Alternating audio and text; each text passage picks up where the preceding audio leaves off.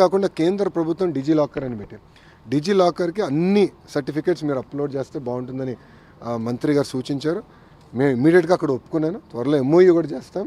We will be the first state to pump all certificates citizen certificates to DigiLocker also. Please WhatsApp మీరు తీసుకొచ్చారు కాబట్టి governance దీన్ని వాళ్ళు తీసుకోవడానికి మిగతా స్టేట్స్కి దాన్ని సజెస్ట్ చేయడానికి ఏమన్నా డిస్కషన్ మీరు చెప్పి ఆల్రెడీ వేరే రాష్ట్రాలు నాకున్న సమాచారం మేరకు వేరే రాష్ట్రాలు ఆల్రెడీ ఆ కంపెనీలను అప్రోచ్ అవుతాం జరిగింది. డిస్కషన్ ఈరోజు భారతదేశ వ్యాప్తంగా వాట్సాప్ గవర్నెన్స్ మీద జరుగుతుంది. కానీ గౌరవ ముఖ్యమంత్రి గారు ఈజ్ నాట్ హ్యాపీ. ఫస్ట్ 2 నెలలు అవ్వాల్సిన ప్రాజెక్ట్ 3 నెలలు తీసుకున్నానని దాన్ని మందలించారు. అంతేకాకుండా మిగిలిన సర్వీసులన్నీ మీరు ఎప్పటికల్లా తీసుకొస్తారని అడగడం జరిగింది. చాలా స్పష్టంగా మన ప్రెస్ కాన్ఫరెన్స్ నేను చెప్పాను. అంటే సిటిజన్ని మా సెంటర్ ఆఫ్ యూనివర్స్గా పెట్టుకుని వాళ్ళకి కావాల్సిన సర్టిఫికేట్స్ కానీ గవర్నమెంట్ ఇంటరాక్షన్ మొత్తం సీమ్లెస్గా చేయాలి.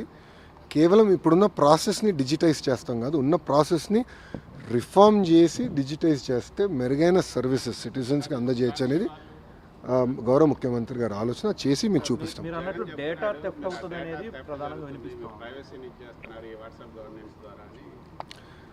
నేను ఛాలెంజ్ చేస్తున్నాను, వైకాపా నాయకులు నేను ఛాలెంజ్ చేస్తున్నాను.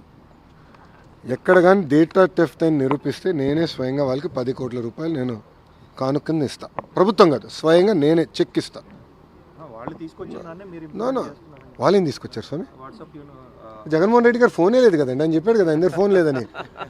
మళ్ళీ వాట్సాప్ గురించి ఆయన మాట్లాడితే ఎట్లా? అది కాదండి, జగన్మోహన్ రెడ్డి గారికి ఫోన్ లేదని ఆయనే చెప్పాడు.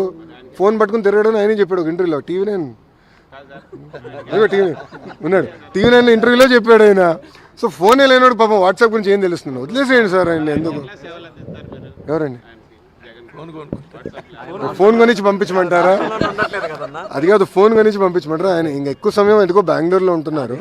సో అక్కడ పెట్టుకో మేము సర్వీసెస్ అందజేయాలి సార్. అనదర్ 2 months అన్న. టీసీఎస్ ఇప్పుడు మిలీనియం టవర్స్ నేను సైన్ చేశాను. 2 months we're hoping to start operations. క్యాంపస్కి ఆల్రెడీ ల్యాండ్ సెర్చ్ జరుగుతుంది. 2014-19లో మీ గవర్నమెంట్ ఉన్నప్పుడే డేటా థెఫ్ట్ జరిగింది, హైదరాబాద్ కేంద్రంగా అనేక చేశారు అని చెప్పేసి వాళ్ళే ఆరోపించారు. ఇప్పుడు మళ్ళీ సేమ్ అదే ఆరోపణలతోటి. అవునండి, మళ్ళీ అధికారంలో ఉన్న 5 సంవత్సరాలు ఎందుకు నిరూపించలేకపోయారు? అధికారంలో వాళ్ళు ఉండే పనికిమాల కేసులను పెట్టారు. చంద్రబాబు నాయుడు గారిని 53 రోజులు జ్యుడిషియల్ రిమాండ్కి దొంగ కేసు మీద పంపించారు.